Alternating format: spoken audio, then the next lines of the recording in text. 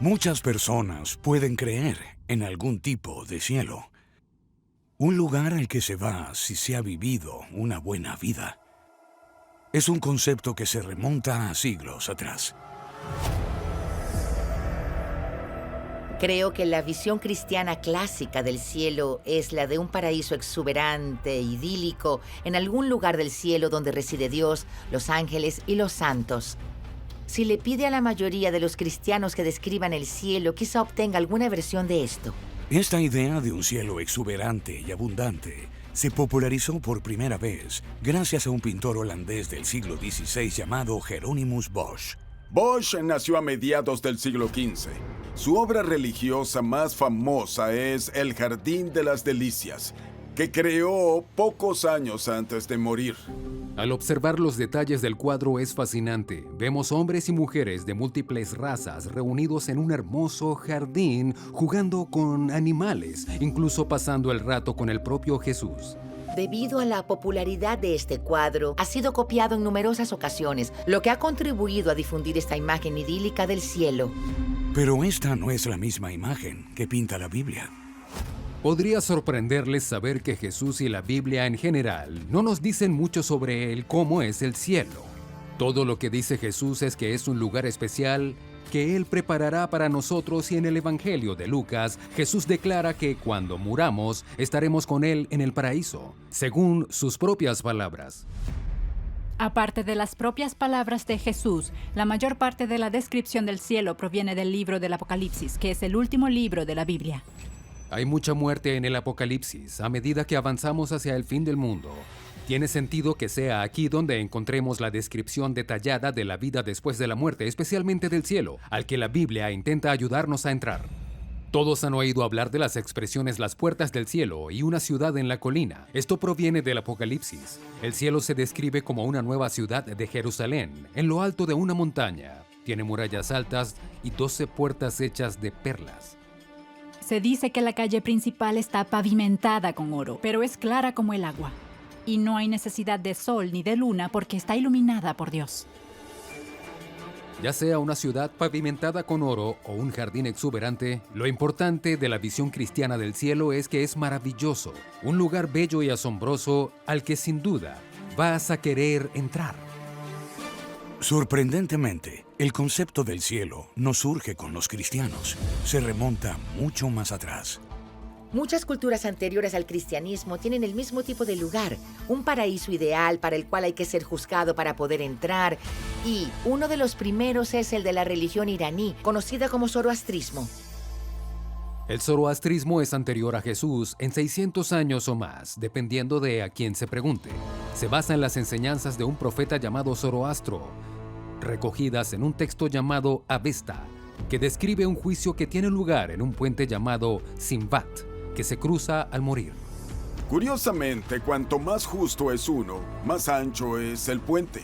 Pero cuanto más pecador es, más se estrecha hasta convertirse en una hoja afilada. Si has vivido según los principios correctos, entra en la casa del canto, que es básicamente el cielo. La idea de las pruebas y los juicios es una especie de hilo conductor que recorre diversas tradiciones religiosas. La vemos en historias de los egipcios, los chinos e incluso los polinesios. Y todas estas culturas pueden creer en este buen lugar, un lugar después de la muerte, en el que se nos juzga dignos o no.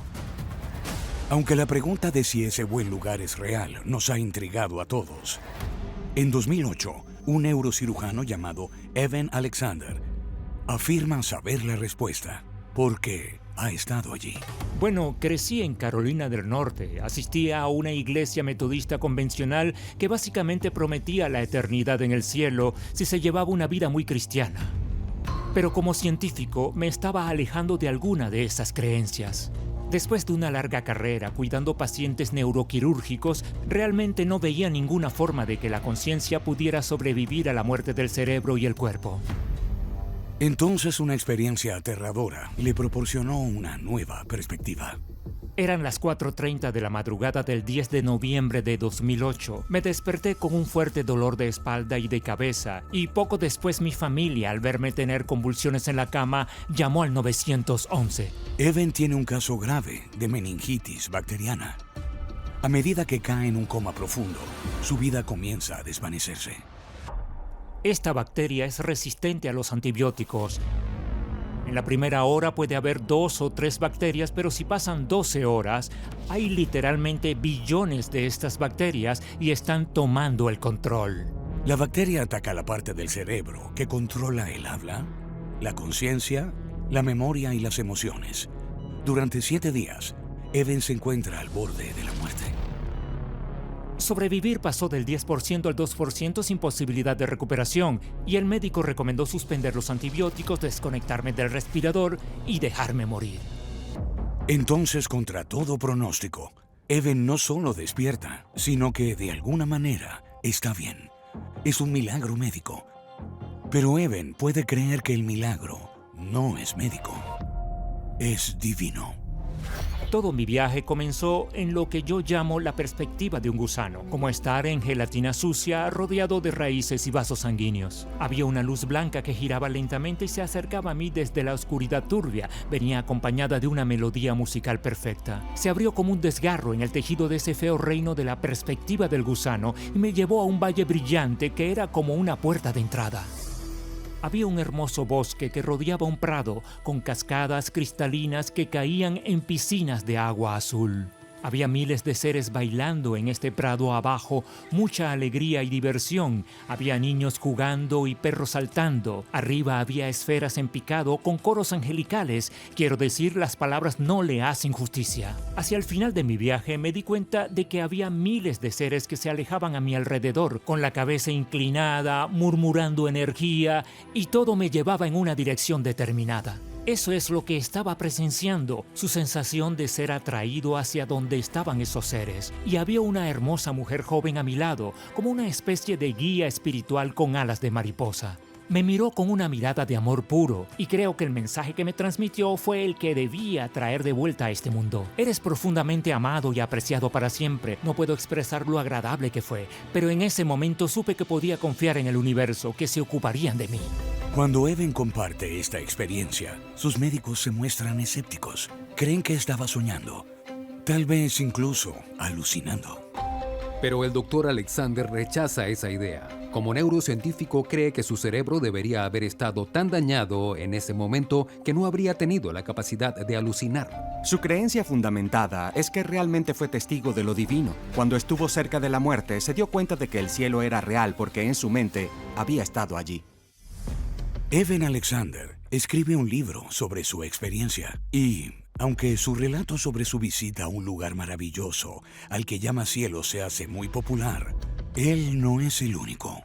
Hay muchas historias de personas que han tenido experiencias cercanas a la muerte, y algo que es realmente difícil de descartar es que todas estas personas describen experiencias similares de alcanzar o encontrar un estado de existencia que describirían como similar al cielo. Aunque muchos consideran que el cielo es un reino espiritual, hay un grupo que puede creer que es un lugar muy real. A menudo se piensa que el cielo es un lugar al que llegamos cuando morimos. Pero ¿y si no tuvieras que esperar tanto para entrar en él? ¿Y si pudieras entrar en el cielo sin tener que morir? Según algunos budistas tibetanos, el cielo es literalmente un lugar en la tierra. Se llama Shambhala. El 14º y actual Dalai Lama describe Shambhala como una tierra pura en el reino humano, donde solo pueden entrar aquellos con los méritos apropiados. Así que la clave aquí, obviamente, es describirlo como algo que existe en el reino humano. Se dice que este reino está situado en algún lugar de Asia Central, en las montañas del Himalaya o en sus alrededores. La primera mención de Shambhala proviene en realidad de un texto antiguo hindú conocido como el Vishnu Purana, que data de cerca del año 400 después de Cristo. Este nombre sánscrito fue adoptado por la tradición budista que llegó al Tíbet aproximadamente en el siglo VII. 1000 años más tarde, la idea de Shambhala llega a Europa, inspirando a unas pocas almas valientes a partir en su búsqueda.